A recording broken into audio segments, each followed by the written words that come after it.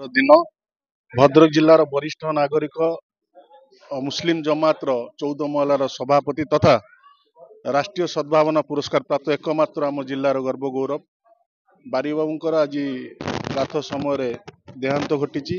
निश्चिंत आम जिलापी एक अपूरणीय क्षति। दीर्घ वर्ष धरी भद्रकवासी जो निष्ठापर सेवा थिला, आगामी युवपीढ़ी मानू सबुबले सी जो सेवा मनोभाव आम परी युवक मान प्रेरणा जोगाइब।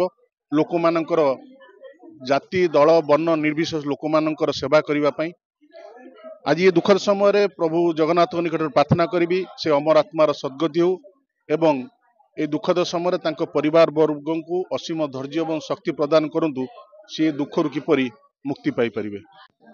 बारीबाबू संपर्क जदि किसी आम आलोचना करवा से गोटे इतिहास जहाँ कहते महता विषय जमी कहले अर्ध शताब्दी इतिहास बुझाए, भद्रक इतिहास कहले बारीबाबू को बुझाए।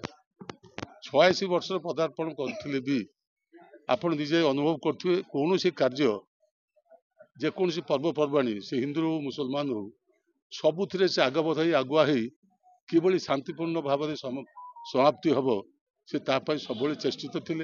भद्रक भितर भाईचारा किभली रहिबो सेथिपई सब उद्यम जारी रही।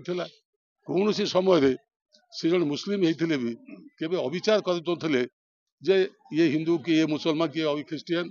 तेणु भद्रक विषय जो भाईचारा थिला मु भावुँ भारत वर्ष को अंचल भाईचारा नथिला।